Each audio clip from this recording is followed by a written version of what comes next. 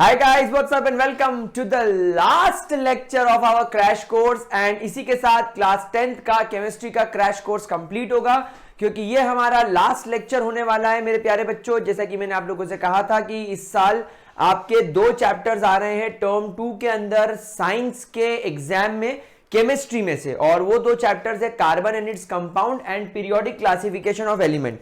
Guys term 2 के syllabus के हिसाब से हमारा कार्बन एंड इट्स कंपाउंड तो इतना छोटू सा चैप्टर निकला कि उसमें से नॉमेनक्लेचर्स तक हटा दिए गए। तो ठीक है, जितना आने वाला था उतना हम पढ़ चुके थे। अब हम लोग पीरियोडिक क्लासिफिकेशन ऑफ एलिमेंट में पिछले लेक्चर तक हम लोगों ने मॉडर्न पीरियोडिक टेबल कंप्लीट कर लिया था। एंड गाइस आज हम लोग स्टार्ट करेंगे हमारा नया topic, that is trends in the periodic properties of the elements. तो आप लोग हेडिंग डालेंगे यहां पर, हम लोग यहां पर हेडिंग डालेंगे trends, trends TRENDS, trends in the periodic properties, trends in the periodic properties of elements, trends in the periodic properties of the elements। Sir एक बात तो बताओ, ट्रेंड्स सर ये रिलायंस ट्रेंड्स है क्या जैसे कपड़े खरीदते हैं? नहीं, ट्रेंड्स मतलब एक पैटर्न को फॉलो करना। जैसे कि मान लो आप लोगों को ग्रेविटी सर्कल पर केमिस्ट्री बहुत पसंद आया, अब आपने आपके दोस्तों को बोला भैया मैं तो पढ़ूंगा केमिस्ट्री तो ग्रेविटी सर्कल से पढ़ूंगा। अरे वाह यार, आपके दूसरे दोस्त ने मेरा कभी वीडियो नहीं देखा होगा, लेकिन वो बोलेगा नहीं मेरा ये दोस्त अगर ग्रेविटी सर्कल पर पढ़ रहा है तो मैं भी पढ़ूंगा। उसने उसके चार दोस्तों को बताया कि भैया मैं तो ग्रेविटी पे पढ़ रहा हूं, भैया मजा आ गया, क्या सर केमिस्ट्री पढ़ा रहे हैं। वो चार भी ग्रेविटी सर्कल पर आ गए। ऐसे करके एक ट्रेंड चल गया कि केमिस्ट्री मतलब ग्रेविटी सर्कल, मतलब केमिस्ट्री का दूसरा नाम ग्रेविटी सर्कल। ये ट्रेंड चल गया। क्या बात समझ में आ गई मेरे प्यारे बच्चों? ऐसे ही ट्रेंड आपकी प्रॉपर्टीज में होते हैं। किसकी प्रॉपर्टीज सर? हमारे एलिमेंट्स की प्रॉपर्टी। और इस ट्रेंड को समझने के लिए, इस पीरियोडिक प्रॉपर्टी को समझने के लिए, सर पीरियोडिक प्रॉपर्टी मतलब क्या? एक ऐसी प्रॉपर्टी जो एक पर्टिकुलर पीरियड के बाद रिपीट हो। जैसे कि मॉडर्न पीरियोडिक टेबल में ग्रुप 1 एलिमेंट में लिथियम के बाद में बेरिलियम आता है, फिर बोरॉन आता है, फिर carbon, nitrogen, oxygen, fluorine, neon. इसके बाद में इतना घूमने के बाद में एक एलिमेंट आता है जिसका नाम होता है sodium.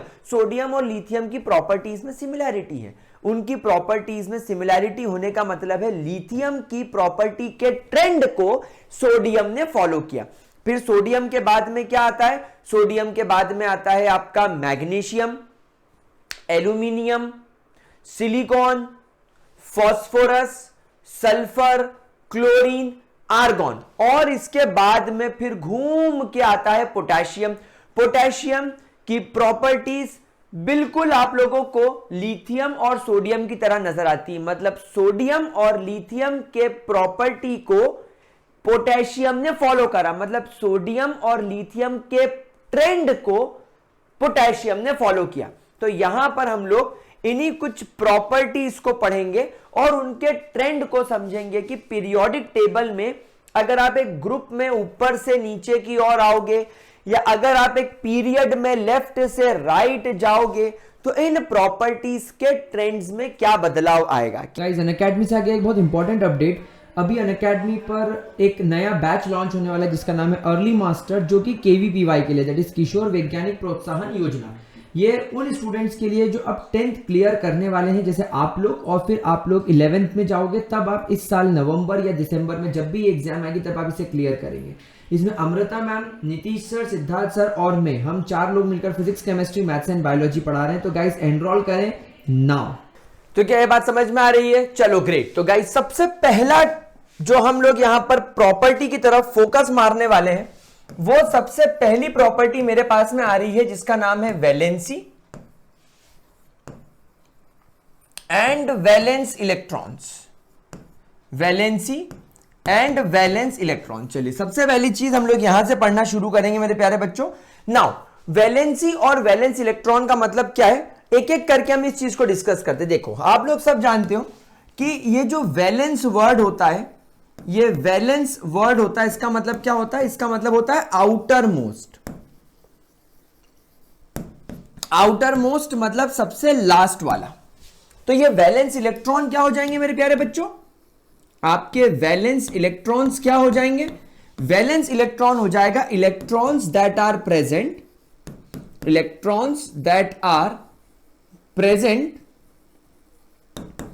in the valence shell, in the valence shell, or we can say in the outermost, or we can say in the outermost shell। क्या यहां तक आपको बात समझ में आ रही है, क्या इसके अंदर किसी भी तरीके का कोई दिक्कत? चलिए ग्रेट। अब हम लोग यहां पर एक एक करके वैलेंस इलेक्ट्रॉन्स के बारे में बात करते हैं, एक एक करके हम लोग यहां पर वैलेंस इलेक्ट्रॉन के बारे में डिस्कस करना शुरू करते हैं। सबसे पहले मेरे पास में आएगा ग्रुप 1 और ग्रुप 2, ग्रुप 1 एंड ग्रुप 2। आप सभी लोग जानते हैं कि ग्रुप 1 के अंदर आप जितने भी एलिमेंट्स रखोगे, इन सब के लास्ट या इन सब के आउटर मोस्ट शेल के अंदर आप लोगों को सिर्फ और सिर्फ एक इलेक्ट्रॉन दिखाई देगा। जैसे आप लोगों ने सबने देखा था लिथियम, लिथियम का एटॉमिक नंबर होता है 3, इसके के शेल में 2 और इसके एल शेल में 1 इलेक्ट्रॉन होते हैं। जैसे आपने देखा सोडियम, इसके के शेल में 2, एल शेल में 8 और एम शेल में 1 इलेक्ट्रॉन दिखाई देता है। उसी तरीके से आप यहां पर पोटेशियम देखो, इनके के शेल में 2, एल शेल में 8, एम शेल में 8 और एन शेल में 1 इलेक्ट्रॉन दिखाई देता है। सो बेसिकली आप यहां पर एक बात खुद ऑब्जर्व करो कि ग्रुप 1 के वैलेंस शेल में आप लोगों को हमेशा 1 इलेक्ट्रॉन दिखाई देंगे। सिमिलरली अगर मैं यहां पर आप लोगों से ग्रुप 2 की बात करना शुरू करूं, तो आप सभी लोग जानते हैं ग्रुप 2 में कौन कौन से एलिमेंट्स होते हैं। जैसे कि ग्रुप 2 में होता है बेरिलियम एटॉमिक नंबर 4, फिर magnesium atomic number 12, then calcium atomic number 20। अब इनका जरा कॉन्फ़िगरेशन बनाओ, के शेल में 2 इलेक्ट्रॉन, एल शेल में 2 इलेक्ट्रॉन, करेक्ट। के शेल में you have 2 electrons, then in the L shell you have 8 electrons and then in the M shell you have 2 electrons. Then K में 2, L में 8, M में 8 और N में 2। तो यहां पर आप लोगों ने क्या ऑब्जर्व करा कि इन सभी के वैलेंस शेल में, लास्ट शेल में दे ऑल हैव 2 इलेक्ट्रॉन्स। तो इन सब के वैलेंस शेल में 2 इलेक्ट्रॉन्स दिखाई देते हैं। क्या ये चीज क्लियर हो रही है मेरे प्यारे बच्चों? क्या आपको यहां तक कोई दिक्कत? अच्छा, तो इसके लिए आप स्टार बनाकर एक बात याद रख लो, दैट इन ग्रुप 1 एंड 2, एक स्टार बनाओ और एक ट्रिक याद रख लो, that in group 1 and 2 their name their name is their valence electron number। Sir मतलब समझ में नहीं आया। ग्रुप 1 का नाम क्या है? 1 ग्रुप, फर्स्ट ग्रुप। तो ग्रुप 1 में you have 1, so therefore group 1 के अंदर एक वैलेंस इलेक्ट्रॉन होगा। ग्रुप 1 के अंदर आपको वैलेंस शेल में, ग्रुप 1 के वैलेंस शेल में आप लोगों को 1 इलेक्ट्रॉन दिखाई देगा। सिमिलरली ग्रुप 2 के वैलेंस शेल में, ग्रुप 2 के वैलेंस शेल में आप लोगों को 2 इलेक्ट्रॉन दिखाई देंगे। क्या ये चीज बढ़िया तरीके से क्लियर हो रही है? ग्रेट। तो वैलेंस इलेक्ट्रॉन सर अब हमको धीरे धीरे समझ में आ रहे थे। हम थोड़ा आगे चलते हैं। Group 13, group 14, group 15, group 16, group 17 and group 18। Guys in groups में अगर आप लोगों को वैलेंस इलेक्ट्रॉन का नंबर निकालना है, तो यहां पर आप स्टार बनाकर एक ट्रिक याद रखो कि आप लोगों को ग्रुप के नंबर में से 10 सब्ट्रैक्ट करना है। You will get the valence electron number. आपको पता चल जाएगा कि इस ग्रुप में कितने इलेक्ट्रॉन है। बस आपको ग्रुप नंबर में से 10 को माइनस करना है। चलो एक एक करके सीखने की कोशिश करते हैं। ग्रुप नंबर 13 में से 10 गए, वैलेंस नंबर ऑफ इलेक्ट्रॉन 3 हो गए। There are 3 electron in the valence shell. कैसे? ग्रुप 13 में आता है तुम्हारे पास में बोरॉन, एल्यूमिनियम। एक एक करके हम देखते हैं। बोरॉन का एटॉमिक नंबर 5 मान लेते हैं, मान क्या लेते हैं, होता ही है। एल्यूमिनियम का एटॉमिक नंबर 3 होता है। सो बोरॉन के शेल में आपको 2 इलेक्ट्रॉन्स मिलेंगे और एल शेल में 3 इलेक्ट्रॉन्स मिलेंगे। एल्यूमिनियम के शेल में 2 इलेक्ट्रॉन, एल शेल में 8 इलेक्ट्रॉन, के एल और एम शेल में 3 इलेक्ट्रॉन। तो क्या आप लोगों को यहां पर नजर आया कि इनके वैलेंस शेल में यू आर ऑब्जर्विंग 3 इलेक्ट्रॉन्स। अच्छा सर, ग्रुप 14 का सिखाओगे क्या? बिल्कुल सिखाएंगे। ग्रुप 14 का ग्रुप नंबर है 14 में से 10 गए, वैल्यू बची 4, यानी ग्रुप 14 के वैलेंस शेल में 4 इलेक्ट्रॉन दिखाई देंगे। आप खुद चेक करें। Carbon atomic number 6, silicon atomic number 14। एक बार जरा इसको चेक करें। के शेल में 2 इलेक्ट्रॉन, एल शेल में 4 इलेक्ट्रॉन, के शेल में 2 इलेक्ट्रॉन, एल शेल में 8 इलेक्ट्रॉन और एम शेल में 4 इलेक्ट्रॉन। तो क्या आप लोगों को यहां पर ये और ये नजर आ रहा है? वैलेंस शेल में 4 इलेक्ट्रॉन। चलिए एक रैंडमली उठाते हैं, ग्रुप 17 की बात करते हैं। ग्रुप नंबर 17 में से 10 गया, बचा 7। तो यहां पर आप लोगों को वैलेंस शेल में 7 इलेक्ट्रॉन दिखाई देंगे। Fluorine atomic number 9, chlorine atomic number 17। इन दोनों का एग्जाम्पल लेकर मैं सॉल्व करवा देता हूं। के शेल में 2 इलेक्ट्रॉन्स, एल शेल में 7 इलेक्ट्रॉन्स, के शेल में 2 इलेक्ट्रॉन्स, एल शेल में 8 इलेक्ट्रॉन, के एल और एम शेल में यू विल ऑब्जर्व 7 इलेक्ट्रॉन। तो आप खुद यहां पर इसको चेकआउट कर लो, ये और ये आप खुद इनको चेक कर सकते हैं। तो आप लोगों को वैलेंस इलेक्ट्रॉन निकालने का तरीका पता चल गया। अच्छा सर, आप हमें अभी डी ब्लॉक और एफ ब्लॉक नहीं पढ़ाएंगे जो आपने पीरियोडिक टेबल में पिछली क्लास में पढ़ाया? नहीं, right now we don't have to study about the D block, यानी पीरियोडिक टेबल में ग्रुप नंबर 3 से लेकर ग्रुप नंबर 12 के, और वो जो नीचे की तरफ लेंथेनाइड और एक्टेनाइड सीरीज है, इनके बारे में हम लोग बात नहीं करेंगे, क्योंकि अभी आप लोगों ने स्ट्रक्चर ऑफ एटम सिर्फ ये बेसिक लेवल का पढ़ा है कि एटम में शेल होते हैं। लेकिन जब आप 11th में चलोगे मेरे साथ में, और जब मैं आपको अभी 11th पढ़ाऊंगा डिटेल में, हम लोग जब आपका 11th का कोर्स लॉन्च करेंगे, तब मैं आपको स्ट्रक्चर ऑफ एटम में पढ़ाऊंगा कि किस तरीके से वेव मैकेनिकल मॉडल और बहुत सारे मॉडल्स आते हैं, इलेक्ट्रॉनिक कॉन्फ़िगरेशन और डिटेल में आता है। फिर वहां पर ये वैलेंसी और वैलेंस इलेक्ट्रॉन का कॉन्सेप्ट ही खत्म हो जाता है। फिर वहां पर ऑक्सीडेशन स्टेट का कॉन्सेप्ट आता है। तो वो अभी हमको डिस्कस नहीं करना है। अभी जितना मैंने आपको पढ़ाया, आपको इतना क्लियर हो गया? ग्रेट, बहुत बढ़िया।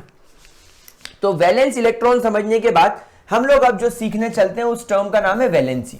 अब मैं आप लोगों को फाइनली वैलेंसी सिखा सकता हूं।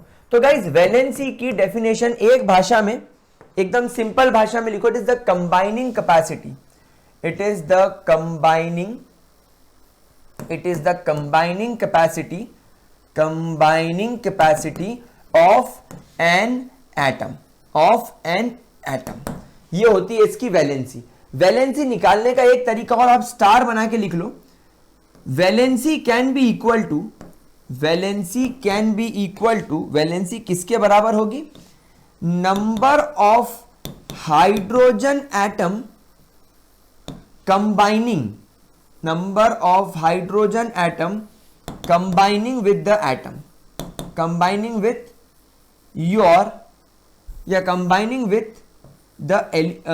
विथ एटम, सीधी सी बात, कंबाइनिंग विथ एटम। इससे आपको वैलेंसी पता चल जाएगी। कैसे? चलो देखते हैं। ग्रुप वन कौन कौन है? ग्रुप 1 में लिथियम, सोडियम, पोटेशियम, ठीक है। अच्छा, अब यहां पर देखो, लिथियम जब हाइड्रोजन के साथ जाता है तो LiH बनाता है, सोडियम बनाता है NaH, के बनाता है KH। तो ये सब एक एक हाइड्रोजन से जुड़ रहे हैं। देयरफॉर इन सब की वैलेंसी हो गई 1, इसकी वैलेंसी भी हो गई 1, इसकी वैलेंसी भी हो गई 1। तो वैलेंसी का मतलब कंबाइनिंग पावर, आपका एक एटम कितना कंबाइन कर सकता है। लेकिन ये कॉन्सेप्ट फिर भी थोड़ा सा मेरे को अच्छा नहीं लग रहा है। मतलब मेरे को मालूम ही नहीं होगा कि एक हाइड्रोजन के साथ में कौन कैसा जुड़ता है, तो मैं कैसे पता लगाऊंगा? क्या मैं इतनी सारी चीजें लर्न करूंगा, रटूंगा? नहीं। इसीलिए वैलेंसी पता लगाने के लिए भी मैं आप लोगों को एक शानदार सी ट्रिक दे रहा हूं। आप इस ट्रिक को भी सब लोग स्टार बनाकर नोट करेंगे। For group 1, group 2, group 13 and group 14. For group 1, 2, 13 and 14. अगर आप लोगों को वैलेंसी निकालनी है तो वैलेंसी कैन बी 8 माइनस, नहीं, valency can be equal to the number of valence electron, can be equal to the number of valence electron present. यही इनकी वैलेंसी भी होगी. तो आप मुझे बताओ ग्रुप 1 के आउटर मोस्ट शेल में कितने इलेक्ट्रॉन पाए जाते हैं? 1. तो ग्रुप 1 के वैलेंस शेल में 1 इलेक्ट्रॉन पाए जाते हैं, मतलब ग्रुप 1 के वैलेंस इलेक्ट्रॉन 1 हो गए. तो ग्रुप 1 के वैलेंस शेल में 1 इलेक्ट्रॉन मिलेंगे, इसलिए ग्रुप 1 की जो वैलेंसी होगी वो 1 होगी. ग्रुप 2 के वैलेंस शेल में 2 इलेक्ट्रॉन पाए जाते हैं, इसीलिए ग्रुप 2 की वैलेंसी होगी 2. ग्रुप 13 के वैलेंस शेल में 3 इलेक्ट्रॉन पाए जाते हैं, इसलिए ग्रुप 13 की वैलेंसी होगी 3. और ग्रुप 14 के वैलेंस शेल में टोटल 4 इलेक्ट्रॉन पाए जाते हैं, इसलिए इसकी वैलेंसी होगी 4. क्या ये बात समझ में आ गई मेरे प्यारे बच्चों? क्या इसके अंदर आप लोगों को किसी भी तरीके का कोई दिक्कत, कोई परेशानी? 100% क्लियर, पक्की बात. चलिए ग्रेट. उसके बाद में अगर आप लोगों के पास में ग्रुप 15, ग्रुप 16, ग्रुप 17 और ग्रुप 18 आता है, तो इसके लिए आप लोगों को अगर वैलेंसी निकालनी है तो वैलेंसी का फॉर्मूला हो जाएगा 8 minus number of valence electron. 8 minus number of valence electron. कैसे? देखो, ग्रुप 15 के आउटर मोस्ट शेल में 5 इलेक्ट्रॉन होते हैं, तो ग्रुप 15 की वैलेंसी हो गई 3. ग्रुप 16 के वैलेंस शेल में 6 इलेक्ट्रॉन्स होते हैं, इसलिए उसकी वैलेंसी हो गई 2. ग्रुप 17 के वैलेंस शेल में 7 इलेक्ट्रॉन्स होते हैं, इसलिए उसकी वैलेंसी हो गई 1. और ग्रुप 18 के वैलेंस शेल में 8 इलेक्ट्रॉन होते हैं, इसलिए इसकी वैलेंसी हो गई 0. इसीलिए ग्रुप 18 यानी तुम्हारे जो नोबल गैसेज होती हैं ये किसी के साथ में रिएक्ट नहीं करती, क्योंकि इनकी कंबाइनिंग कैपेसिटी ही 0 होती है. क्या ये बात मेरे प्यारे गुलगुलों को, मेरे प्यारे बच्चों को बहुत बढ़िया तरीके से समझ में आ गई? ठीक है. चलिए तब हम लोग यहां पर इसके वैलेंसी के ट्रेंड को डिस्कस कर लेते हैं. Let's discuss about the trend of valency. सबसे पहला ट्रेंड गाइज हम देखेंगे ग्रुप के अंदर. सबसे पहला ट्रेंड हम देखेंगे इन ग्रुप्स. गाइज ग्रुप्स कैसे होते हैं? Top to bottom. तो आप देखो पीरियोडिक टेबल में सारे ग्रुप्स इलेक्ट्रॉनिक कॉन्फ़िगरेशन के हिसाब से बने हुए हैं, मतलब कि आपके आउटर मोस्ट शेल में कितने इलेक्ट्रॉन हैं उसके हिसाब से बने हुए हैं. तो यहां पर आप लोगों के अगर ग्रुप की बात करी जाए तो in group on going, groups में ऑन गोइंग हम लिखेंगे, ग्रुप्स में on going top to bottom in a periodic table. On going top to bottom in a periodic table, यानी जब आप एक पीरियोडिक टेबल में किसी ग्रुप में ऊपर से नीचे जाओगे, valency remains same.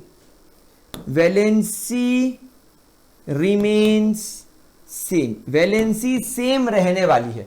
Valency will never change. Group 1 की वैलेंसी 1. लिथियम हो, सोडियम हो, पोटेशियम हो, रुबिडियम हो, सेजियम हो, फ्रांसियम हो, सबकी valency 1.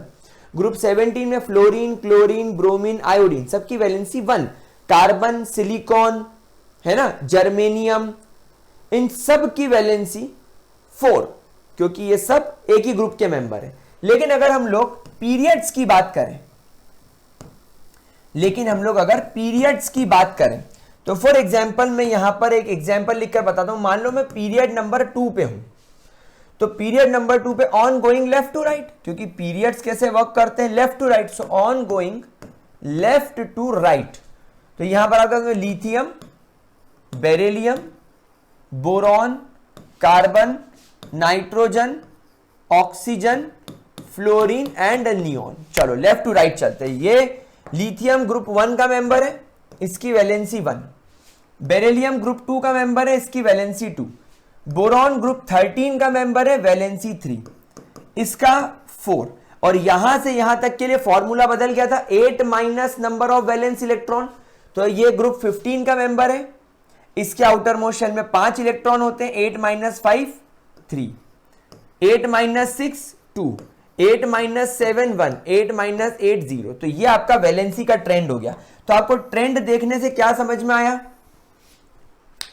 That up to carbon यानी up to group 14 valency increase होती है and up to group 18 valency decrease हो जाती है। तो on going left to right in a periodic table, so on going left to right in a periodic table, on going left to right in a periodic table, valency initially increases, valency initially इल्ले पो, अरे अच्छा चलो, तो valency initially increases up to group 14। Group 14 तक तो ये पहले इंक्रीज होगा and then decreases up to group 18, यानी फिर आप जब ग्रुप 18 तक जाओगे तो डिक्रीज हो जाएगा। देखो ये बड़ा बड़ा बड़ा बड़ा बड़ा और फिर ये घटा घटा घटा घटा घटा। तो ये वैलेंसी का आपका ट्रेंड हो गया। क्या आपको वैलेंसी का ट्रेंड बहुत अच्छे तरीके से क्लियर हो गया? पक्की बात? ग्रेट। चलो गाइस, तो अब इसके बाद में आगे बढ़ते हैं और हम लोग हमारी सेकेंड पीरियोडिक प्रॉपर्टी की तरफ बढ़ते हैं, जिसका नाम है एटॉमिक साइज। ओके सर, तो अगले टॉपिक की तरफ आप हमें लेकर चल रहे हो, जिसका नाम है एटॉमिक साइज। अब गाइस, एटॉमिक साइज से आपको नाम तो समझ में आ गया होगा, basically it is the size of the atom. Atomic size क्या? It is nothing but the size of an atom. लेकिन प्रॉब्लम यह है कि एटम का साइज निकालोगे कैसे? प्रॉब्लम क्या है? एटम का साइज निकालोगे कैसे? क्योंकि एटम का साइज निकालने के लिए पहले एटम को देखना होगा, एटम को आइसोलेट करना होगा, और दुनिया में सिर्फ नोबल गैसेस के अलावा और कोई भी ऐसा एलिमेंट नहीं है जिसका एटम अकेला रहता हो। आइसोलेटेड मतलब अकेला रहता हो, मतलब अगर आप हाइड्रोजन के बारे में भी पता लगाने जाओगे तो हाइड्रोजन का एटम भी H2 के फॉर्म में यानी मॉलिक्यूल के फॉर्म में आपको मिलेगा। तो एटम को आइसोलेट करना हमारे लिए बहुत मुश्किल है, और एटम इतना छोटा है कि अगर तुम उसको आइसोलेट कर भी लोगे तो उसका रेडियस कैसे कैलकुलेट करोगे? तो ये तो बहुत मुश्किल हो जाएगा। इसलिए हम लोग एटॉमिक साइज कैलकुलेट करने के लिए क्या करते हैं, ध्यान से सुनना मेरी बात को। एक टेक्निक होती है जिसका नाम होता है एक्सरे स्पेक्ट्रोस्कोपी। एक टेक्निक होती है जिसका नाम क्या होता है? X ray spectroscopy. ये एक्सरे स्पेक्ट्रोस्कोपी की मदद से हम लोग क्या करते हैं, हम लोग मॉलिक्यूल्स का एक्सरे ले लेते हैं। हम लोग क्या कर लेते हैं? हम लोग मॉलिक्यूल्स का एक्सरे ले लेते हैं। तो जैसे तुम लोगों को, जब तुम लोगों ने एक्सरे लिया तो जो एटम्स होते हैं वो आप लोगों को कुछ इस प्रकार नजर आएंगे। देखो ये जो मैंने मॉलिक्यूल बनाया ना, ये मैंने बहुत बड़ा बनाया है। आप ऐसे इमेजिन करो, आपने कभी किसी की सोनोग्राफी होती हुई देखी है, या आपने कभी किसी का सीटी स्कैन, या आपने कभी किसी का एक्सरे होते हुए देखा है? तो क्या होता है, इंसान लेटता है, उसके ऊपर एक्सरे की एक फोटो खींचते हैं और वो एक्सरे की शीट पर उसके पूरे बॉडी के इंटरनल पार्ट दिखते हैं। वैसे एक सोनोग्राफी होती है, यूजुअली फीमेल्स की होती है, किडनी वगैरह की होती है, पेट की होती है सोनोग्राफी।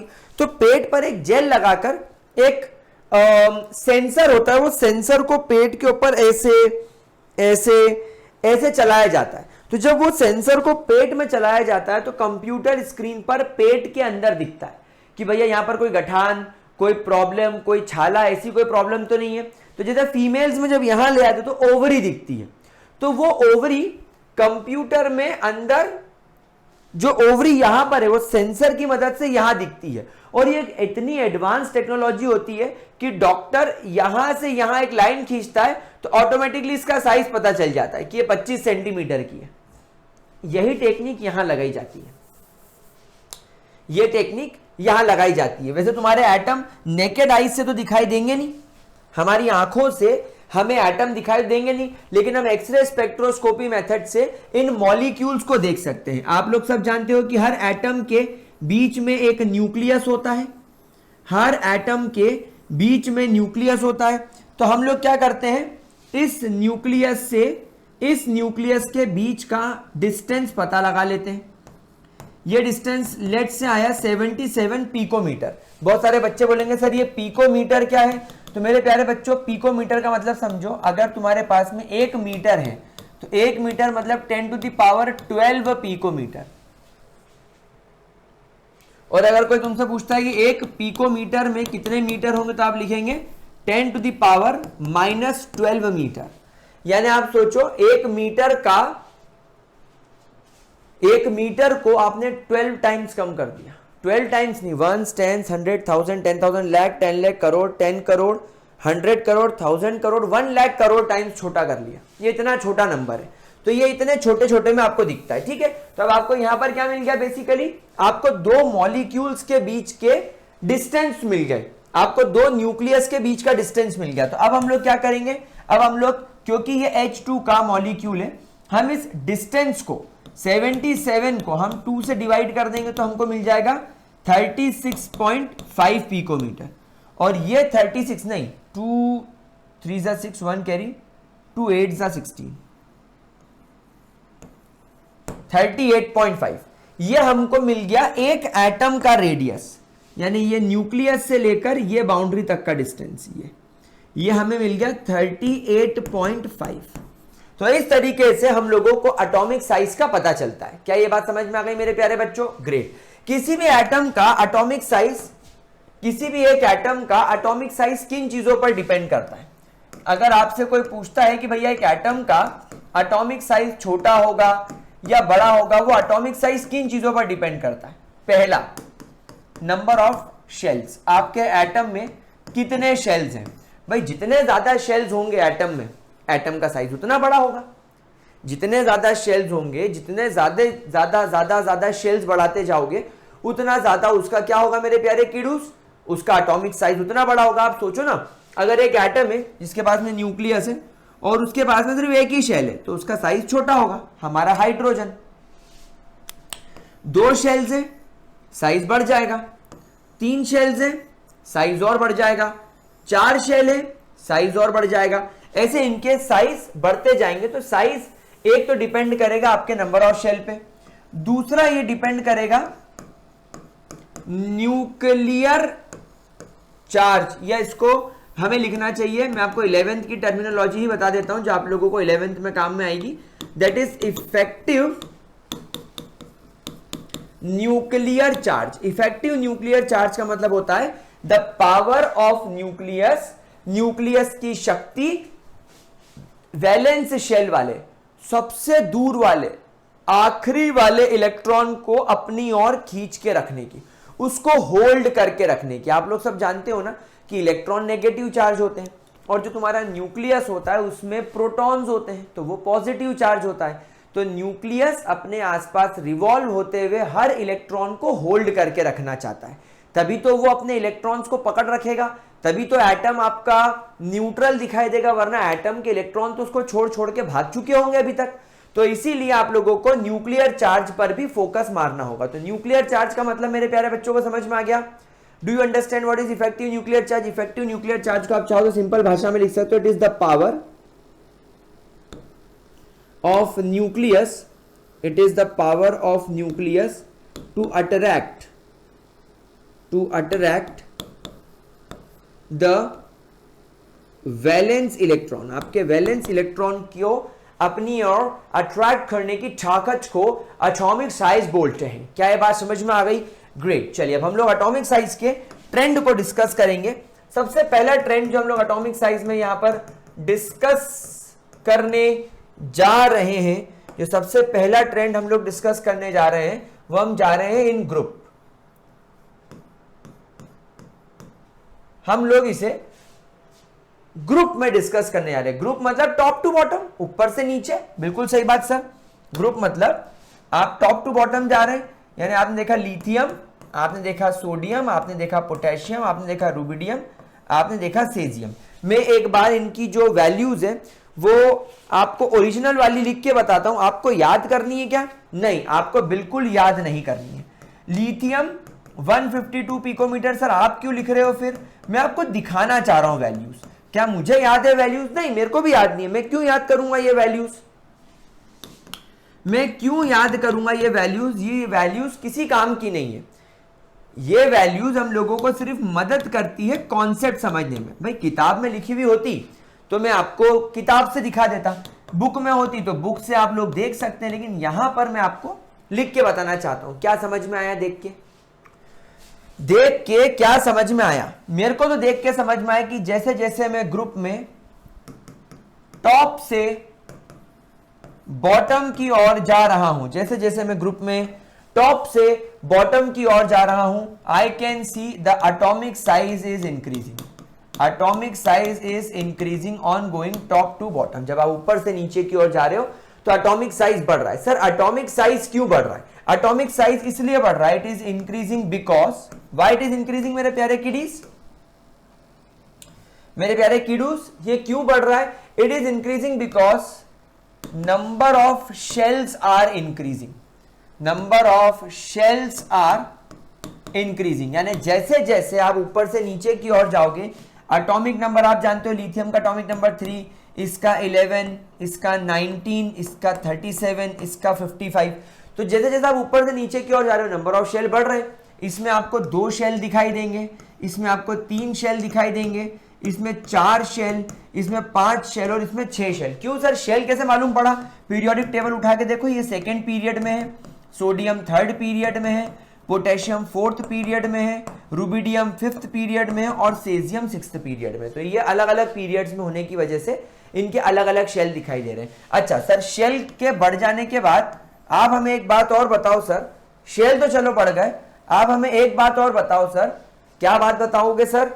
न्यूक्लियर चार्ज पर क्या असर पड़ेगा? क्योंकि आपने बताया था कि न्यूक्लियर चार्ज मतलब न्यूक्लियस की वैलेंस शेल के इलेक्ट्रॉन को अपनी ओर खींचने की ताकत, और न्यूक्लियस की ताकत तो डिपेंड करेगी उसमें मौजूद प्रोटॉन से।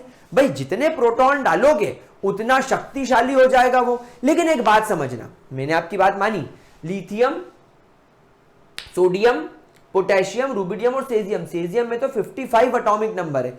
मतलब सेजियम के न्यूक्लियस में क्या आप लोगों को 55 प्रोटॉन्स दिखेंगे? जी हां, सेजियम के अंदर आप लोगों को न्यूक्लियस में 55 प्रोटॉन्स दिखाई देंगे। लेकिन सेजियम का न्यूक्लियस लिथियम के या सोडियम के न्यूक्लियस के मुकाबले कमजोर माना जाएगा। ऐसा क्यों? समझो मेरी बात को। ये तुम्हारा न्यूक्लियस है, इस छोटे से न्यूक्लियस के अंदर ढेर सारे प्रोटॉन भरे हुए हैं, ठीक है। अब एक बात समझना, इस न्यूक्लियस को आप समझो तुम्हारी फुटबॉल का ब्लैडर। आपने कभी फुटबॉल देखी है? हां सर देखी है। अच्छा, आप लोगों ने साइकिल चलाई है? हां सर साइकिल चलाई है। साइकिल, बाइक, कार, आजकल तो ट्यूबलेस टायर आ गए, लेकिन पहले इन साइकिल्स के अंदर ट्यूब डला हुआ होता था। ट्यूब एक रबर का एकदम सॉफ्ट सा एक सर्कुलर शेप, एक गोल शेप का एक ट्यूब होता है, एकदम रबर का, चिकना सा, पतला सा, एकदम गिचपिचा सा। एक्चुअली हवा उसमें भरी जाती है, और जब वो ट्यूब फूलता है तो वो टायर को बाहर से, मतलब टायर को अंदर से मजबूती देता है और टायर चलता है। तो एक बात बताओ, जब आप ट्यूब में हवा भरते हो तो क्या आपको बाहर से दिखता है कि ये साइकिल के टायर में ट्यूब है कि नहीं? नहीं, आपको थोड़ी पता चलेगा कि उसमें ट्यूब है, क्योंकि ट्यूब टायर के अंदर छुप गया है। अभी आप मेरे शर्ट को देखकर बताओ, एक मिनट जरा मैं कांच में खुद को देख लूं। हाँ, मुझे बताओ क्या मैंने अंदर बनियान पहनी है? सर शर्ट के अंदर हम थोड़ी देख पा रहे, एक्सेल थोड़ी लगा, लेकिन अब देखो, हाँ सर बनियान पहनी है। मतलब शर्ट पहनने की वजह से अंदर की बनियान छुप गई। समझ रहे हो बात को? तुम्हारी फुटबॉल के ऊपर प्यारा सा कवर होता है, black white black white black white, या जो फीफा वर्ल्ड कप में अलग अलग फुटबॉल्स होती है। लेकिन मेरे प्यारे बच्चों, उसके अंदर ट्यूब होता है। अब वो ट्यूब व्हाइट कलर का हो, पिंक कलर का हो, ऑरेंज कलर का, हमको नहीं पता। क्या बात समझ में आ रही है? ठीक उसी प्रकार तुम्हारा जो न्यूक्लियस होता है, ये न्यूक्लियस अलग अलग शेल से कवर्ड होता है। अगर तुम्हारे न्यूक्लियस के आसपास पहला शेल आ जाए तो न्यूक्लियस को पहले के शेल ने कवर कर लिया, फिर न्यूक्लियस के आसपास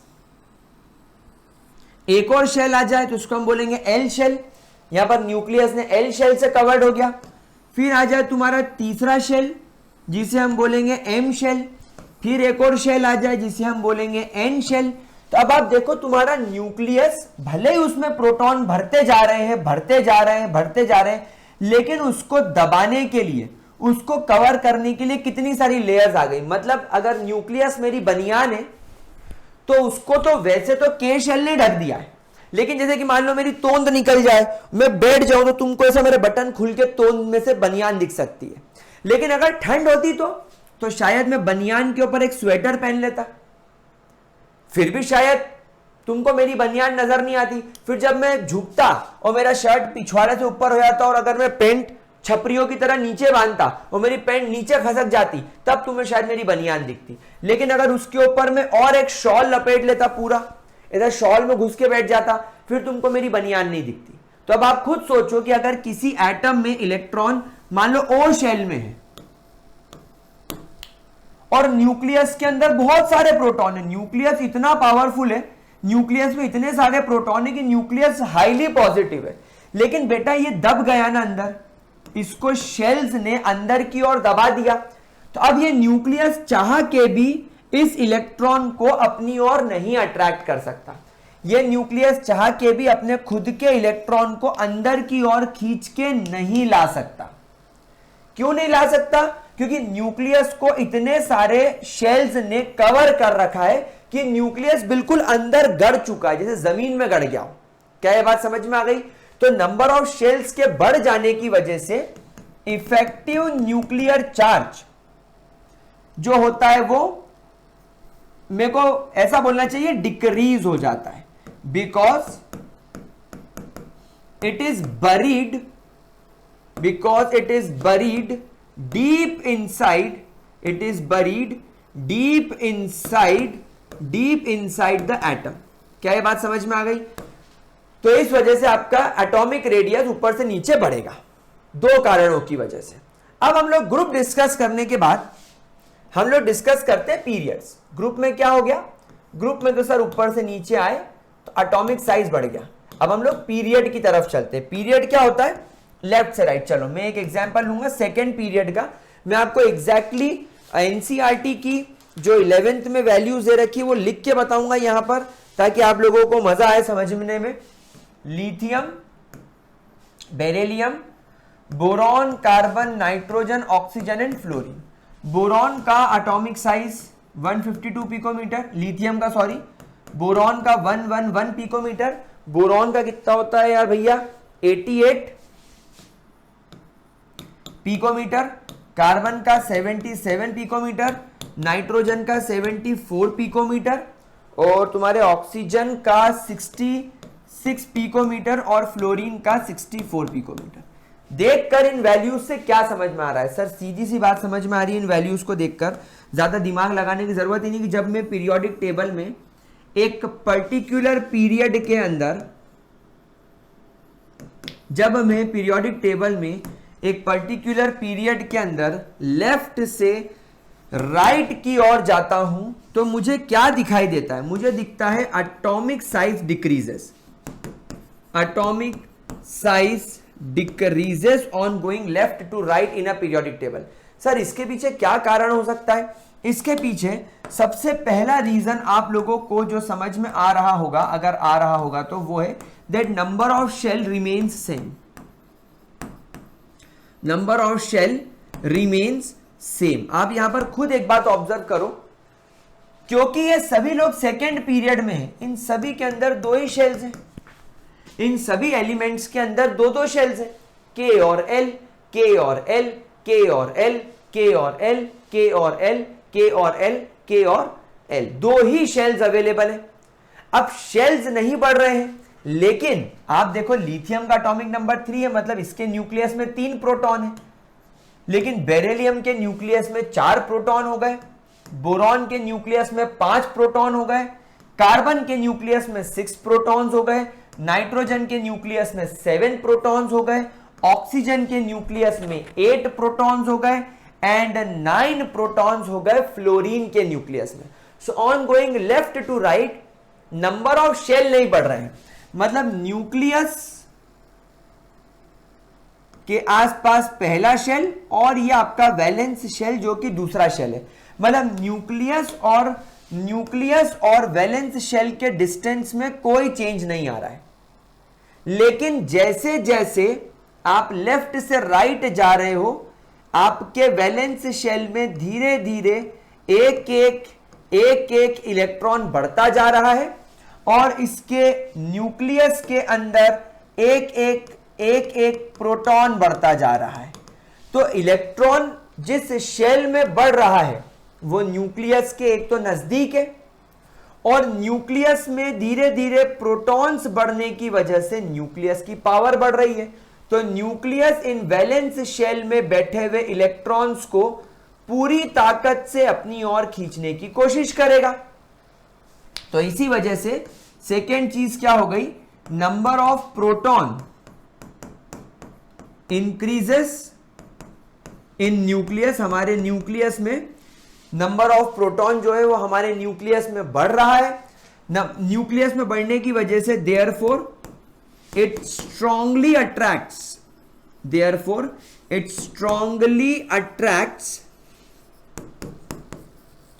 the valence electron and therefore atomic size decreases, इसलिए atomic size decrease हो जाता है।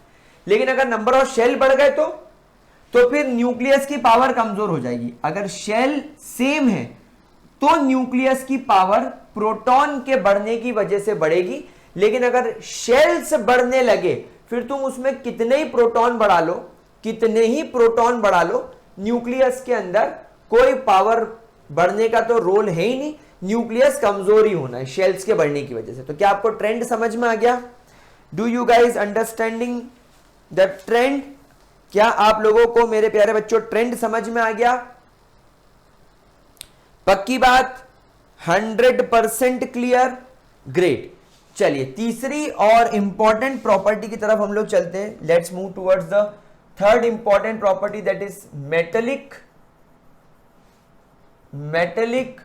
एंड नॉन मेटेलिक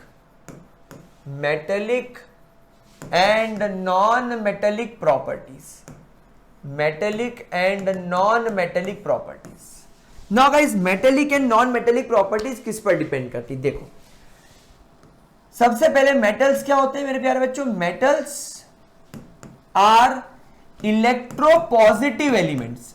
सर एक बहुत इंपॉर्टेंट टर्म सिखा दी आप लोगों ने, electropositive elements. Sir electropositive term मेरे हिसाब से बहुत इंपॉर्टेंट है क्या? बहुत ज्यादा इंपॉर्टेंट है। इलेक्ट्रोपॉजिटिव टर्म अपने आप में हाईली इंपॉर्टेंट है।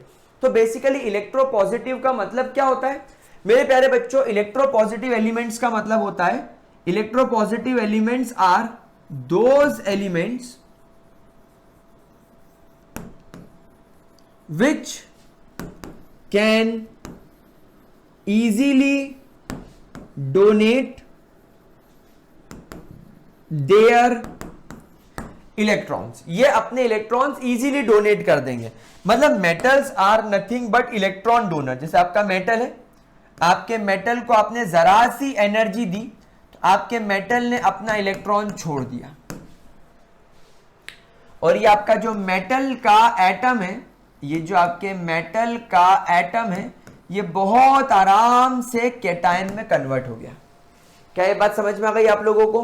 कोई दिक्कत? अच्छा, पीरियोडिक टेबल में आप ऑब्जर्व करो, पीरियोडिक टेबल में आप लोग ऑब्जर्व करो, एक बड़ा हिस्सा मेटल्स का है। देखो मैं आपको बताता हूं, पीरियोडिक टेबल में ये देखो, पीरियोडिक टेबल में आप देखो एक बड़ा हिस्सा मेटल का पाया जाता है। मतलब आपकी पीरियोडिक टेबल में लगभग 70% से ज्यादा एलिमेंट मेटल ही है।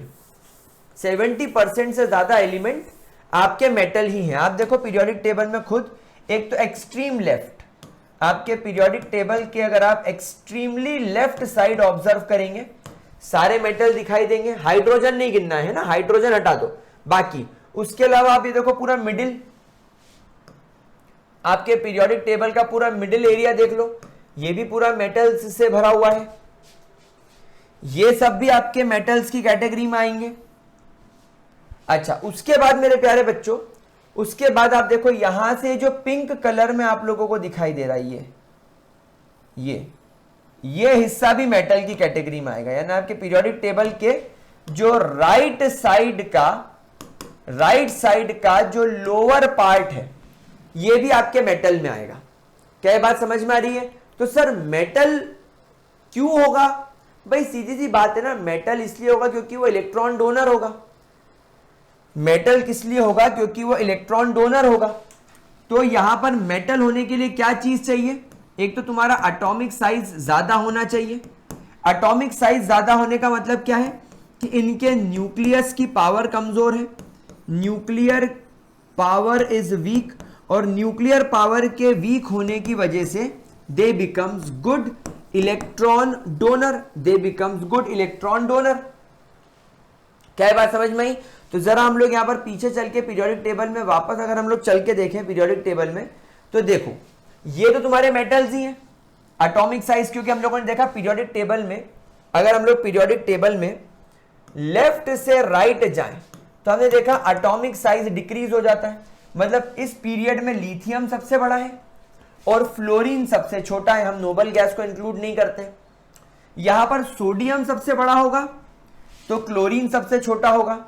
यहां पर सेजियम सबसे बड़ा होगा तो एटस्टेटिन सबसे छोटा होगा। इनफैक्ट सेजियम तो पीरियोडिक टेबल में सबसे बड़ा एटम है, it is having the largest atom.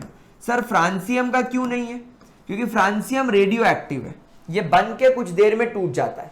तो आप लोगों ने यहां पर ऑब्जर्व करा कि जो एक्सट्रीमली लेफ्ट होगा पीरियोडिक टेबल में, हाइड्रोजन को छोड़ के, ये सारे मेटल्स होंगे क्योंकि इनका एटॉमिक साइज ज्यादा है। एटॉमिक साइज ज्यादा होने का मतलब है न्यूक्लियस की पावर कमजोर है, मतलब इलेक्ट्रॉन इजीली डोनेट हो जाएगा।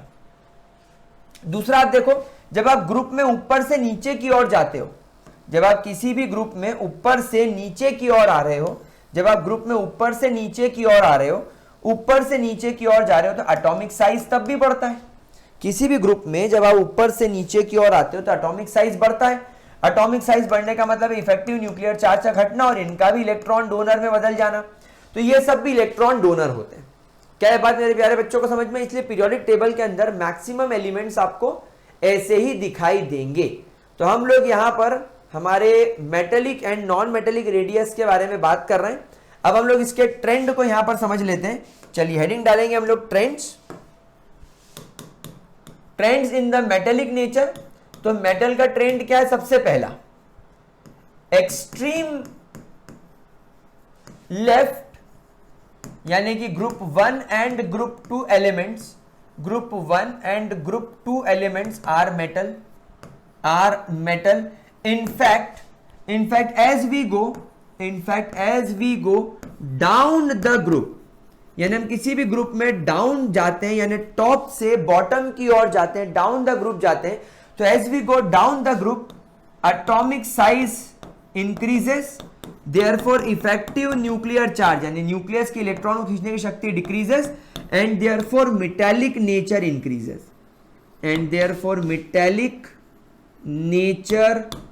increases, मेटल का नेचर धीरे धीरे और बढ़ने लगता है। मतलब अगर आपसे कोई पूछे कि लिथियम ज्यादा मेटेलिक है कि सेजियम, तो आप बोलोगे सेजियम ज्यादा मेटेलिक है। सेजियम नो डाउट ज्यादा मेटेलिक है, ठीक है। दूसरा, हम जैसे जैसे राइट की ओर जाएंगे, as we go left to right in a periodic table, as we go left to right in a periodic table, atomic size decrease होने लगता है क्योंकि इफेक्टिव न्यूक्लियर चार्ज बढ़ने लगता है। Therefore non metallic nature increase होने लगता है। Therefore non metallic nature increases. कौन सा नेचर बढ़ने लगता है मेरे प्यारे बच्चों? Non metallic nature. यानी नॉन मेटल सब्सटेंसेस कैसे होते हैं? नॉन मेटेलिक सब्सटेंसेस मतलब they are electronegative in nature. कौन सा नेचर? Electronegative nature. And electronegative nature का मतलब क्या है मेरे प्यारे किडूस? इलेक्ट्रोनेगेटिव नेचर का मतलब होता है they have capacity they have capacity to attract or accept the electron, यानी इलेक्ट्रॉन को एक्सेप्ट करना चाहते हैं, ये इलेक्ट्रॉन्स को खींचना चाहते हैं। तो जैसे जैसे पीरियोडिक टेबल में आप लेफ्ट से राइट जाओगे, मेटेलिक नेचर डिक्रीज होगा और नॉन मेटेलिक नेचर जो है, नॉन मेटेलिक नेचर आपका धीरे धीरे धीरे धीरे धीरे धीरे बढ़ने लगता है। क्या ये बात समझ में आ गई मेरे प्यारे बच्चों को? ठीक है, तो जब आप पीरियोडिक टेबल में एक्सट्रीम राइट वाला एरिया देखोगे, जब आप पीरियोडिक टेबल में एक्सट्रीम राइट वाला एरिया देखोगे, जब हम एक्सट्रीम राइट वाले एरिया को ऑब्जर्व करेंगे, तो आप यहां पर ऑब्जर्व करो, ये यहां से ये सारे एलिमेंट्स सारे के सारे नॉन मेटल्स है, all of them are non metals. In fact आप राइट साइड में जितने भी अपवर्ड होगे, राइट साइड में आप जितने ऊपर रहोगे, जैसे राइट साइड में कार्बन, नाइट्रोजन, ऑक्सीजन, फ्लोरीन, ये उतने ज्यादा नॉन मेटेलिक नेचर के होंगे, क्योंकि आप जैसे जैसे नीचे जाते जाओगे, नीचे जाने में एटॉमिक साइज का बढ़ना मतलब न्यूक्लियर पावर कम होना, और न्यूक्लियर पावर कम होना मतलब मेटल में बदल जाना। इसीलिए majority of the periodic table metallic nature की होती है और नॉन मेटल्स आपको इतने दिखाई देते हैं। क्या ये चीज क्लियर हो गई मेरे प्यारे बच्चों? क्या ये ट्रेंड बढ़िया तरीके से समझ में आ गया? ग्रेट, पक्का? अच्छा, आप यहां पर एक बात और ऑब्जर्व कर रहे हो कि यहां पर ये boron, silicon, germanium, arsenic, antimony, tellurium, ये जो एलिमेंट्स हैं ये एक अलग कलर से लिखे हुए, इन एलिमेंट्स को बोला जाता है मेटलॉइड्स। बेटा मेटलॉइड्स का मतलब होता है ये बिना पेंदे के लोटे होते हैं, वक्त आने पर they can behave as metal and they can also behave as non metal, तो इसलिए इनको मेटलॉइड बोलते हैं। That it can behave both, metalloids can behave both as metals and non metals. ये मेटल्स और नॉन मेटल्स दोनों की तरह बिहेव कर सकते हैं डिपेंडिंग अपॉन द कंडीशन। क्या चीज क्लियर हो गई? तो मेटलॉइड जो है ये आपके नॉन मेटल्स को और आपके मेटल्स को काटता है, डिफरेंशिएट कर देता है, यानी इसके नीचे नीचे के सारे मेटल और इसके ऊपर ऊपर के सारे नॉन मेटल्स। क्या ये बात समझ में आ गई? ग्रेट। तो गाइज इसी के साथ आपका चैप्टर कंप्लीट, इसी के साथ आज की क्लैश क्लोज वाली क्लास कंप्लीट। आई होप आप लोगों को सब कुछ क्लियर हो गया होगा। अब हम लोग एक बार एक पोल ले लेंगे कि अब आप लोग 10th की प्रिपरेशन के लिए क्या चाहते हो। हुआ तो मैं कुछ क्वेश्चन पेपर या कुछ सैंपल पेपर वगैरह आप लोगों को सॉल्व करवा दूंगा ताकि आप लोगों को पढ़ने में आसानी हो जाए। तो guys I hope you enjoyed the lecture, I hope you enjoyed the class, I hope you enjoyed the crash course, and as promise मैंने अपना क्रैश कोर्स कंप्लीट कर दिया बिफोर टाइम। एंड अब आप लोगों के साथ में मैं और भी कुछ प्रैक्टिस करूंगा, और बस अब मेरी आप लोगों से एक ही रिक्वेस्ट है, ग्रेविटी सर्कल को सब्सक्राइब करके रखो, क्योंकि तुमको मेरे साथ में पूरा 11th एंड 12th भी पढ़ना है, and that too in an amazing way और बहुत बढ़िया तरीके से। Thank you so much for joining, bye bye, take care, good night, all the best for the exams. हम लोग अभी और प्लानिंग करेंगे कि 10th बोर्ड में आप लोगों की और कैसे कैसे कितनी कितनी मदद की जा सकती है। चलिए बाय बाय।